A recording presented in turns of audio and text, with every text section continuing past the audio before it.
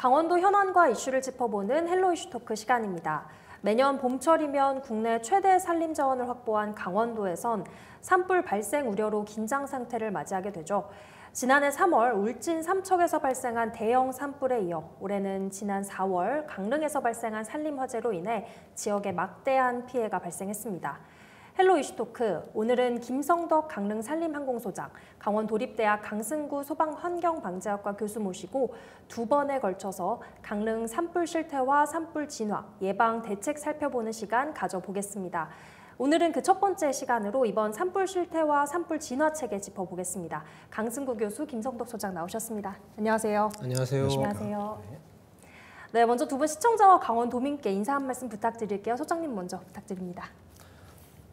네, 안녕하십니까. 강원도 동해안 지역 산불 진화에 중추적인 역할을 담당하고 있는 강릉 산림항공관리소의 김성덕입니다. 네, 감사합니다. 교수님도 인사 말씀 부탁드립니다. 네, 반갑습니다. 강원도민 여러분. 강원도립대학교 소방환경방재과에서 학생들을 육성시키고 있는 강승구라고 합니다.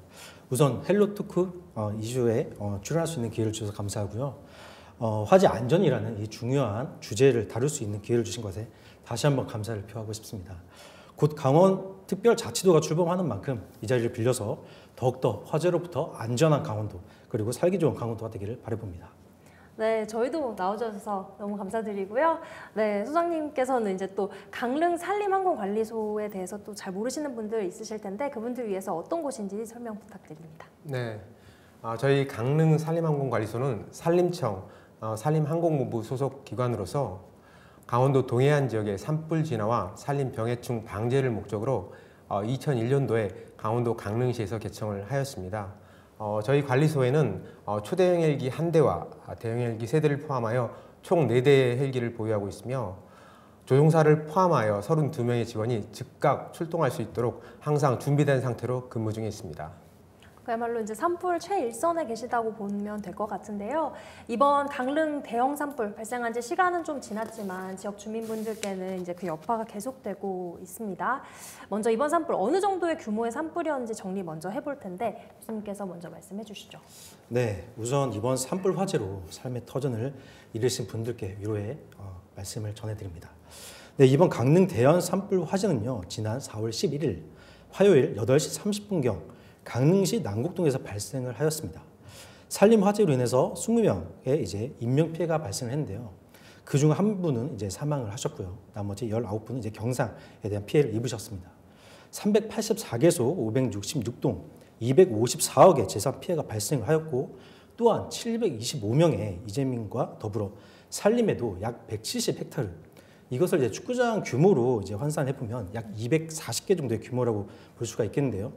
산불 영향 구역도 380헥타르, 축구장도 530개 정도의 규모가 소실되는 피해가 발생하였습니다. 그리고 강원도 문화재로 보면 이제 유형 문화재 제50호 방해정도 일부 소실되었고요. 상영정과 사찰, 인월사가 전소된 산불이었습니다.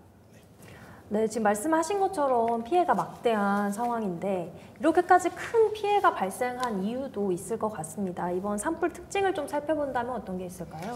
네, 이번 강릉시 남곡동 도심형 산림 화재는 산림 화재 하나뿐만이 아니라 관동 8경의 제1경인 경포대를 포함해서 주변의 고태, 그리고 문화재, 관광지, 그리고 가까운 골짜기마다 펜션이 질비를 하였고 이러한 복합적인 생태계를 갖추고 있는 일반 산림 화재와는 전혀 다른 형태를 띠고 있는 전형적인 도심형 산림 화재라고 볼 수 있겠습니다. 근본 화재 피해가 더 큰 이유는 순간 최대 풍속이 30m/s를 동반한 바람이 불었고요. 이에 따라서 헬기에 의한 공중 진화가 전혀 불가하였고 강릉시뿐만 아니라 동해안 지역 전체의 경우 소나무를 형성한 군락지가 대부분이었기 때문에 더욱 빠르게 화재가 확산되어서 산림 화재 진행이 매우 어려운 부분이 있었습니다. 네, 맞습니다. 당시 영상을 보면 이제 바람이 엄청난 걸 눈으로도 확인할 수 있었는데요. 이제 소장님께서는 지난해 이제 2022년 3월에 발생한 울진 삼척 산불 진화에도 상당히 큰 역할을 하신 걸로 알고 있는데 지난해 산불 규모도 궁금합니다. 그때의 산불과 이번 산불 어떤 부분이 같고 어떤 부분이 다른지 설명 부탁드립니다. 네, 우선 공통점으로는 기상의 영향이 좀 크다고 볼 수가 있겠습니다. 연중 건조 일수가 지속해서 지금 증가를 하고 있는데 한 10여 년 전만 하더라도 한 130일 전후였던 건조 일수가 현재는 한 150일 전후로 약 15일 정도가 지금 증가한 상태입니다. 또한 그 양간지풍이라는 강한 바람에 의해서 산불이 급격하게 확산되는 그런 특징이 있겠습니다. 22년 울진에서는 초속 한 20m까지, 이번에는 한 30에서 35m까지 관측이 되었습니다. 두 번째 특징으로서는 산림의 구성, 즉 임상이 침엽수인 소나무로 구성되어 있어서 그 화세가 굉장히 강했고, 그다음 확산도 되게 좀 빠르게 확산된 그런 경향이 있습니다. 그리고 세 번째 공통점으로서는 그 지표상 연료의 축적으로서 낙엽층이 두껍게 형성되어 있기 때문에 산불이 쉽게 붙을 수 있는 그런 여건이 조성되어 있다는 것이 좀 특징이 되겠습니다. 차이점으로는 아직까지 확실하게 지금 규명되지는 않았지만 뭐 실화냐 아니면은 자연 발화냐 이제 그 차이도 있겠지만 가장 큰 차이점으로서는 22년 울진 산불에서는 최초 산불이 발화했을 때부터 이제 산림청 헬기들이 출동을 해서 진화를 실시를 했는데 이번에 초속 35m까지 불어온 그런 태풍급의 강풍으로 인해서 저희 관리소에서도 헬기들이 시동이나 이륙을 하진 못했습니다. 그래서 그나마 오후 14시 이후에 좀 바람이 조금 잦아들어서 그때부터 이제 진화를 했는데 오전에 그 원주에서 대형 헬기 2대가 이제 이륙을 해서 진화를 하려고 했으나 너무 강한 바람 때문에 헬기가 제대로 조종이 되지 않았습니다. 그래서 다시 복귀를 하였고 세계 기상기구 WMO에서는 초속 33m 이상을 태풍으로 규정하고 있습니다. 이 정도의 바람이 어느 정도의 강도냐면은 달리는 열차를 탈선시킬 수도 있을 정도의 그런 강풍이 되겠습니다. 네, 이 헬기가 뜨는 시점만 봐서는 지난번보다는 이번이 좀 더 바람도 강했다라고 볼 수 있겠네요. 네, 그렇습니다. 네, 교수님 이번 화재 원인 분석이 끝이 났습니까? 네. 어떻게 결론이 났죠? 네, 이번 산불 화재 원인은 매년 이제 이 시기에 불어오는 방금 소장님께서 말씀해 주셨던 양간지풍이 이제 가장 큰 원인이 되었는데요. 당시 남서풍 15m/s, 그다음 순간 최대 풍속이 30m/s의 영향으로 인해서 수목이 이제 전도되는 그런 현상이 있었습니다. 그래서 그 수목이 전도된 영향으로 인해서 전신주의 단선이 자연적인 요인 발화로서 현재로서는 화재 조사가 일단락되었습니다. 소장님께서 이제 크고 작은 산불 많이 접해보셨을 텐데 이렇게 산불이 자연적 발화인 경우가 많은가요? 결론적으로 말씀드리자면은 우리나라에서는 자연 발화는 극히 드뭅니다. 외국 같은 경우, 뭐 캐나다나 미국 같은 경우에는 뭐 낙뢰에 의한 자연 발화가 좀 많은 편이나 우리나라는 산림청 통계를 살펴봐도 극히 드물고 1990년부터 2018년까지 낙뢰 추정 산불이 한 35건 정도 발생을 했는데 1년 평균으로 따지면 1에서 2건 정도, 그 정도로서 그렇게 아주 많은 건수는 아닙니다. 그리고 이번 강릉 산불처럼 이렇게 고압선과의 수목과의 접촉으로 인해서 그 아크 방전의 불꽃으로 산불이 발생하는 경우는 극히 드문 일이나 19년 고성 산불에서도 발생했듯이 강원도 지역에서는 종종 발생하는 것 같습니다. 네, 그렇게 드문 일이다라고 말씀해 주셨고요. 네, 이번 그러면 산불 진화 체계를 좀 알아보도록 하겠습니다. 이번 산불의 경우에는 산불 3단계, 또 소방대응 3단계가 발령된 걸로 알고 있는데 교수님 이런 산불 지휘 시스템이 오히려 좀 혼란을 가중시킨다라는 말도 있습니다. 현재 어떻게 구축이 되어 있나요? 네, 우선 제도적인 측면을 좀 살펴봐야 되겠는데요. 산림청 같은 경우는 이제 산불 대응을 1단계에서 4단계까지 이제 구분을 하고 있고요. 또 산불 대응에 대해서 산불에 의해서 소실된 탄화 면적을 기준으로 삼고 있습니다. 그래서 산림청 같은 경우는 1단계를 이제 30헥타르 미만 이 소실된 경우 이제 1단계 발령을 하고요. 산불 2단계는 이제 100헥타르 미만, 그다음에 3단계는 100헥타르 이상. 그리고 작년에 이제 추가적으로 초대형 산불을 이제 겨냥해서 추가적으로 도입한 산불 4단계, 1000헥타르 이상이 되는 걸 이제 규정하고 있는데요. 반면에 소방청 같은 경우는 대응을 1단계부터 3단계로 구분을 하고 있습니다. 네. 그래서 면적 기준이 아닌 산림 방어 대응 체계에 대해서 어느 정도의 소방력이 필요한지에 대해서 기준을 나타내고 있는데요. 대응 1단계 같은 경우는 관할 소방서에 대해서 총원 이제 대응할 수 있는 그런 규모의 이제 대응 발령이 되겠고, 대응 2단계는 이제 관련 본부가 되겠죠. 네. 강원 본부에서 소방력이 어느 정도 총력을 대응할 수 있는지. 그다음에 3단계 같은 경우는 전국에 대한 이제 소방력이 총원 동원되는 그런 차원에 대해서 기준을 내리고 있습니다. 이와 같이 이제 동일한 산림 화재임에도 불구하고 이제 정부 조직에서 발령하는 기준이 서로 좀 차이가 있죠. 네. 그렇기 때문에 일반 국민들이 이 피해 대응에도 조금 이제 혼란이 좀 가질 수 있는 그런 체계가 있을 수 있고요. 언론 매체를 통해서도 이게 좀 구분이 조금 어려울 수도 있을 것 같아요. 맞아요. 산불에 대해서는 1단계지만 소방력에 대해서는 대응 3단계를 발령한다든지 그렇죠. 좀 혼선이 빚을 수 있기 때문에 네. 그러한 부분은 조금 통일을 하는 게 좋지 않을까라고 생각을 하고 있습니다. 알겠습니다. 네, 소장님, 산불이 발생할 경우 산림청에서는 소방본부와 함께 또 헬기를 동원해서 진화에 나서게 되는데 어떤 식으로 이루어지는지 말씀 부탁드립니다. 네. 우선 산불이 발생을 하게 되면 119나 지자체, 산불 감시원 등이 산불 신고를 하게 됩니다. 그러면 이 신고는 산림청에 있는 중앙산림재난상황실이 접수가 됩니다. 재난상황실에서는 이 산불이 헬기가 필요한지 아니면 지상에서 진화할 수 있는지 이런 것들을 결정을 해서 헬기가 필요할 경우에는 산림항공본부로 헬기 출동을 지시를 하게 됩니다. 그렇게 되면 산림항공본부에서는 그 산불이 발생한 지역으로부터 가장 가까운 지역에 있는 권역 산림항공관리소로 헬기 출동 지시를 하게 됩니다. 그래서 신고를 접수받은 관리소에서는 15분 이내 항공기를 이륙시켜서 산불 지역으로 출동을 하게 됩니다. 최초 산불 현장에 도착한 그 조종사는 그 산불의 규모라든지 또 화선의 길이, 그다음 임상의 구성, 그다음 풍향 풍속이라든지 아니면은 지상의 그 지원 인력, 그다음 담수자의 거리, 위치, 또는 그다음 민가의 그런 규모라든지 아니면 문화재가 있다든지 이런 것들을 전부 다 고려를 해서 현재 전력으로 진화를 할 수 있으면 계속 진화를 하지만 만약에 산불이 급격하게 확산된다든지 아니면 문화재가 위험하다든지 이럴 경우에는 추가 전력을 요청을 해서 이제 산불을 진화하게 됩니다. 네.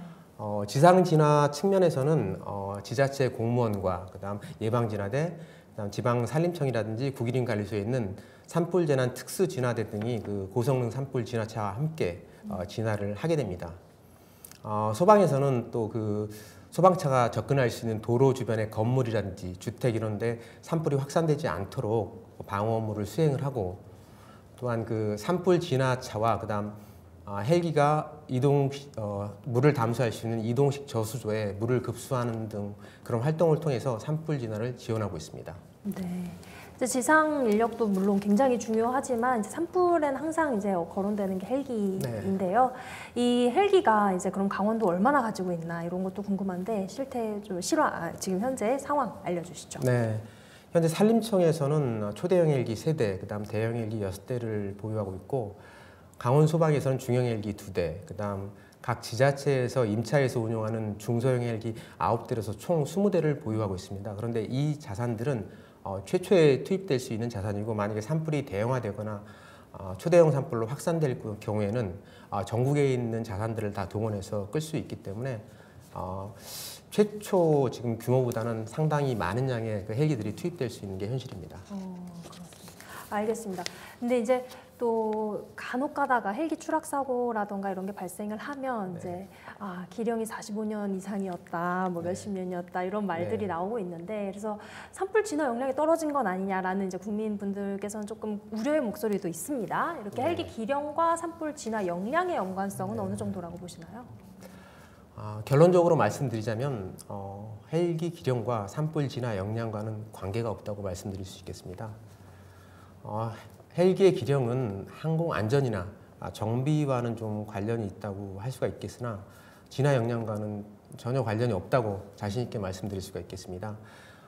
헬기 같은 항공기들은 자동차와 달리 일정 시간을 운용하게 되면 반드시 정비를 하게 돼 있습니다. 그리고 엔진이라든지 동력 전달 계통 같은 그런 중요한 부품들은 TBO 품목이라 그래서 일정 시간 운용하게 되면 검사를 했을 때 이상이 있든 없든 무조건 교체를 하게 돼 있습니다. 그래서 항상 최상의 컨디션을 유지를 하고 있고 특히 서방제 헬기 같은 경우는 기체 수명에 제한이 없습니다. 그래서 검사를 해서 이상이 없을 경우에는 계속해서 사용할 수 있는데 다만 제조사에서 부품을 생산하지 않거나 이럴 경우에는 이제 더 이상 정비를 할 수 없기 때문에 이제 도태되는 경우도 있습니다. 알겠습니다. 이렇게 지속적으로 검사를 하고 또 교체해서 새로운 장비로 이제 구축이 되기 때문에 그런 거 이제 역량과는 관련이 없다라고 네, 말씀을 그렇습니다. 해주셨는데요. 이제 초대형 헬기의 필요성이 늘 강조가 되고 있습니다. 현재 강원도 내에 이제 2대의 초대형 헬기 확보돼 있는 걸로 알고 있는데 맞습니까? 지금 현재 세대가 지금 보유 중에 있습니다. 세대가 보유하고 예. 계시고요. 세대라고 하는데요. 세대가 확보된 걸로 알고 있는데 초대형 헬기와 일반 진화 헬기 어떻게 다른지 이번에 한번 설명해 주시죠. 네. 초대형 헬기는 말 그대로 지금 초대형 헬기인데 이카오나 그 FAA 미 연방 항공처 이런 데서 규정한 그런 규정은 아닌데 저희가 지금 주력으로 운영하는 대형 헬기보다 한 3배 정도의 능력이 있기 때문에 초대형이라고 조금 규정을 하고 있습니다. 그래서 대형 헬기는 3,000리터의 물을 담수할 수 있는데 초대형 헬기는 거의 3배인 8,000리터를 45초 동안 담수를 할 수 있고 이 담수한 물을 15m 폭으로 해서 160m까지 산불을 진화를 할 수가 있습니다. 그래서 저도 이 기종의 그 자격이 있어서 한 130시간 정도 이제 조정을 한번 해봤는데 정말 산불 진화에는 탁월한 효과를 발휘하는 그런 헬기가 되겠습니다. 그렇군요. 굉장히 중요한 역할이 되겠는데 이제 타 지역에 비해 강원도가 산림 자원이 또 풍부하지 않습니까? 그래서 강원도 산불 진화 관련된 인프라가 이거에 비해서는 부족한 게 아니냐라는 또 지적도 있습니다. 교수님 어떤 이야기들이 좀 나오고 있나요? 네, 일단 소장께서 잘 아시겠지만 이 산불이 일어나서 이게 복구가 되려면은 최소 이제 30년 정도까지 필요하다고 합니다. 숲담 수습이 되려면. 네. 그리고 이 생태계가 복구가 되려면 한 세대인 이제 100년 정도까지 필요하다고 하는데요. 그리고 이제 강원소방본부에 따르면 2018년도부터 2022년도까지 약 5년간 이제 도내 산불의 이제 건수를 보면 산불이 367건 그리고 2,300억 가량의 피해액이 집계가 되었습니다. 그리고 최근 유엔 환경 계획과 전 세계 과학자들은 이제 최근에 이제 이슈가 되겠죠. 기후 위기로 인해서 대형 산불이 강도가 높게 이제 발생할 것으로 예상하고 있는데요. 이 자연재해에 대해서는 이제 인간이 컨트롤할 수 있는 한계점은 분명히 있다고 생각을 합니다. 하지만 그 피해를 이제 최소한으로 저감시키는 방법들에 대해서 모색을 해야 되고 노력을 많이 해야 된다고 이제 생각을 하는데요. 산불 진화 인프라는 이제 영구적인 측면에서 이제 산불에 대해서 바람의 영향을 고려한 예측 기법이 좀 더욱더 개발이 돼야 될 것으로 생각이 되어지고요. 실무적으로는 이제 소방력과 그다음에 소방 장비 등에 대한 이제 지원 확충 그리고 인간과 건축면 측면에 있어서는 자동 수화 설비와 같은 그런 기능들을 통해서 안전 확보가 필요하다고 생각을 합니다. 맞습니다. 민관 뭐 다 할 것 없이 이렇게 좀 준비가 필요할 것 같은데 이제 현장에서 일하시는 분들이 느끼기에는 조금 다른 것도 있을까요? 어떤가요? 네, 그 인프라는 뭐 풍부하면 풍부할수록 좋은데 뭐 비용 대 효과라든지 가용 예산을 고려해야 되기 때문에 항상 좀 부족한 것 같습니다. 그럼에도 불구하고 저희 산림청에서는 강원도의 그런 산지 분포나 임상 등을 고려해서 많은 좀 비중을 두고 있습니다. 그래서 장비 측면에서도 지금 초대형 헬기를 3대나 보유한 지자체는 강원도를 제외하고는 없습니다. 그리고 지상 장비 측면에서도 그 고성능 산불 진화 차량을 지금 3대 정도를 지금 배치한 상태이고 2025년도까지 국립 동해안 산불 방지 센터를 건립을 해서 동해안 산불 예방에 만전을 기할 예정입니다. 알겠습니다. 네, 이제 또 소장님께서 아까 잠깐 얘기해 주셨지만 최일선에서 일하고 계시는 상황에서 여러 가지 좀 문제점들이 좀 잘못 또 오해를 불러일으키도 할 것 같아요. 그래서 이런 부분에 대해서 좀 말씀해 주시고 싶은 게 있다면 여기서 말씀 부탁드릴게요. 네. 또 이런 질문을 해주셔서 감사합니다. 네. 꼭 기회가 된다면 꼭 알리고 싶은 내용이 있었는데 저희 산림청 직원들과 그다음 산림항공 조종사, 정비사, 공중진화대원들은 그 산불의 최전선에서 산불과 그 사투를 벌이고 있는데 언론이나 매스컴 이런 데서는 가끔 이렇게 보도되기에 그 소방 헬기 또는 소방 당국 이런 식으로 지금 보도가 되는 경우가 종종 있습니다. 그래서 산불은 저희 산림청에서 주도적으로 진화를 하고 있습니다. 그래서 시청자분들도 산불하면 산림청 이렇게 좀 기억을 해주셨으면 좋겠습니다. 앞으로도 저희 산림청은 국민의 생명과 재산을 보호하는 데 그 최선을 다할 수 있도록 하겠습니다. 알겠습니다. 네, 이제 많은 분들이 불 하면 이제 소방 이런 이제 인식이 있는 것 같은데 산불을 하면 이제 산림청이라고 저부터도 인식을 좀 하도록 하겠습니다. 네, 이번 시간에는 올해 강릉 산불 실태와 함께 산불 진화 시스템에 대해서 살펴봤는데요. 다음 시간에도 또 두 분 모시고 도내 대형 산불의 효과적인 진화 및 예방 대책을 중심으로 자세한 얘기 나눠보겠습니다. 헬로 이슈 토크 오늘은 여기서 마치도록 하겠습니다. 시청해주신 여러분 고맙습니다.